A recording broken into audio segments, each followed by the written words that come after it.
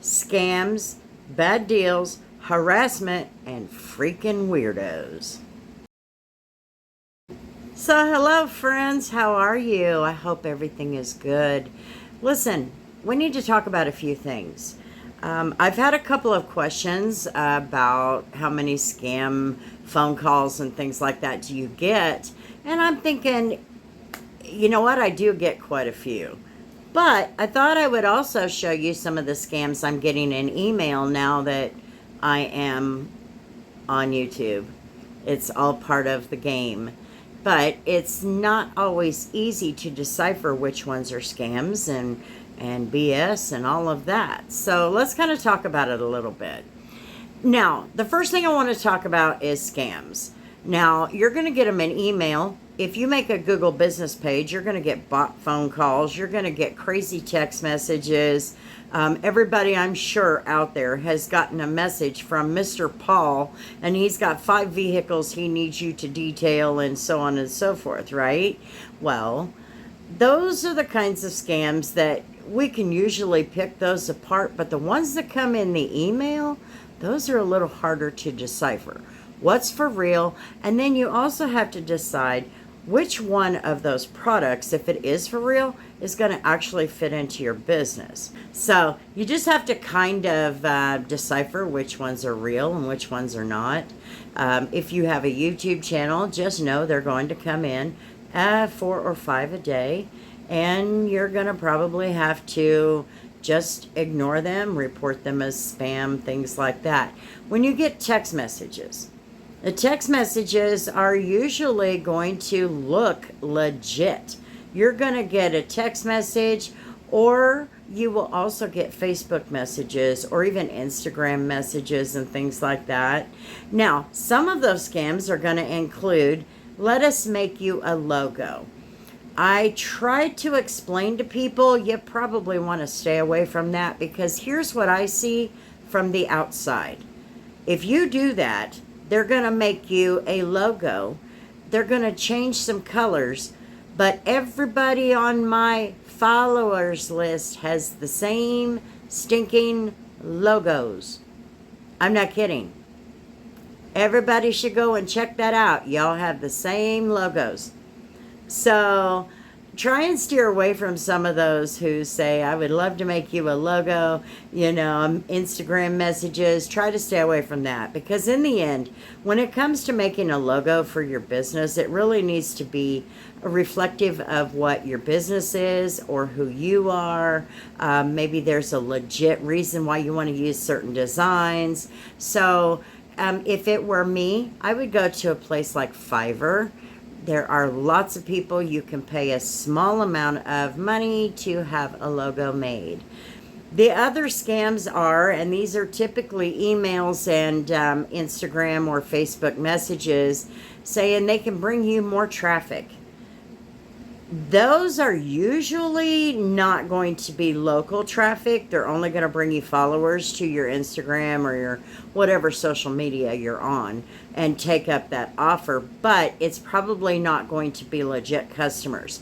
The one thing that you want to remember is when you're growing these particular platforms, you've got to have organic following, and that is following that you've built.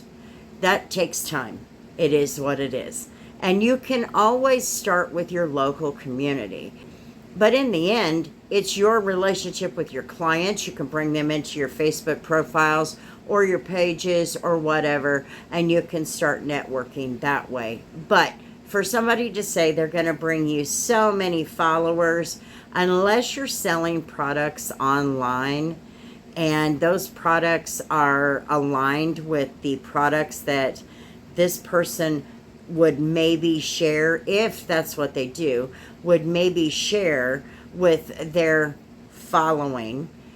If they're not going to be transparent in the beginning, then that's usually a good indication it's all just a scam. It's not worth your time. Don't bother with it. So the next thing I want to talk about is harassing messages. Now, this is something that I've been getting quite a bit of lately. And what will happen is somebody will message me with what appears to be a business name. But when you ask them for photos and you try to discuss it, they start giving you fishy information. Their stories start changing. Things are just not on the up and up. But in the end, the one thing you really need to remember, use your gut. Use your gut feeling. If your gut is telling you this is weird, end the conversation right then and there. Block them, whatever it is you have to do. It's not worth your time, and it's certainly not worth the trouble. So the next thing I want to talk about is bad deals. Now, this is a situation that I know all of us have dealt with. You're going to get phone calls from somebody, and they're going to do everything they can to bring you down. They're going to, down on price is what I mean. They want you to do this extravagant cleanup, detailing, and then you're going, well, no, wait a minute. I've not seen the vehicle. I need pictures. They're giving you a runaround. Oh, I'll get you some pictures later. Or you tell them to give you a phone call, and they always have a reason why they can't call you. That's another kind of an iffy situation. If they don't have time to call you, then you shouldn't have time to do the detail. Another situation, and me and Carlos had this discussion not long ago. I want to try to word this a nice way. Detailers out there try to cater to the upper 10% economic class. Okay, most of them have a disposable income that can do that. Okay. However, one thing you need to remember is people with money don't like being told no.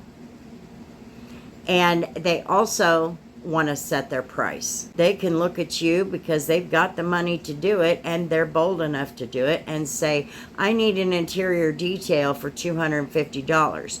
When you ask them for a picture, they send you a picture, and that vehicle looks like a tornado went through it, with a 4-year-old with Coca-Cola in their sippy cup.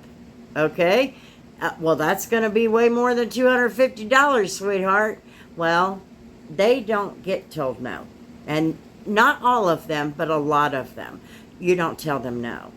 So the best way to handle this, and I've encountered it a couple of times, and other detailers have too. And the best way to handle this is, these are my packages, but I also have those on a conditional basis.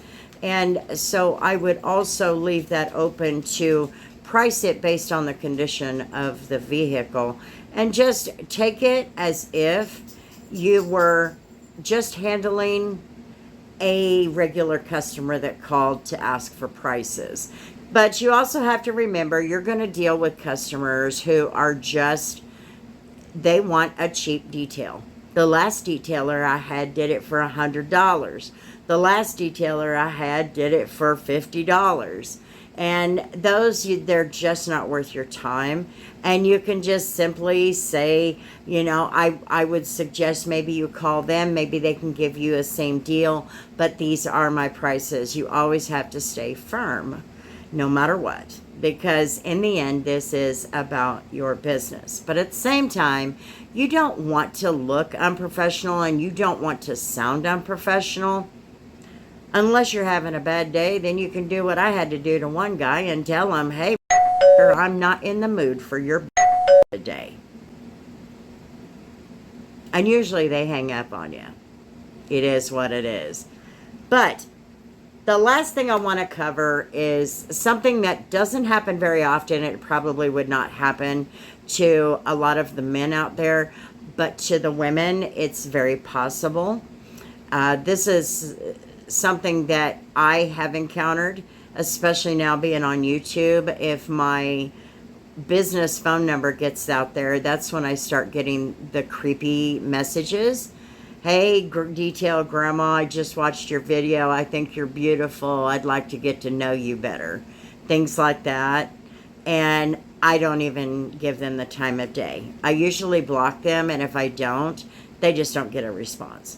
So when it comes to dealing with weirdos, there is no professional line there, and just move on. There is no reason to even entertain some of that drama, and I'm not interested anyway. So I just wanted to make this quick little video for us to just kind of go over some of the things that you're probably going to deal with. So thanks for hanging out on my channel, guys. I sure do appreciate it. I just wanted to have this little bitty talk. Maybe you can come up with some ideas of how to handle them, or maybe you can comment below how you've handled them before. I've taken it from professional to being nice to just being a plain old. And sometimes that's what you have to be, because sometimes people just don't quit. So with that being said, we will see you on the next video. Peace.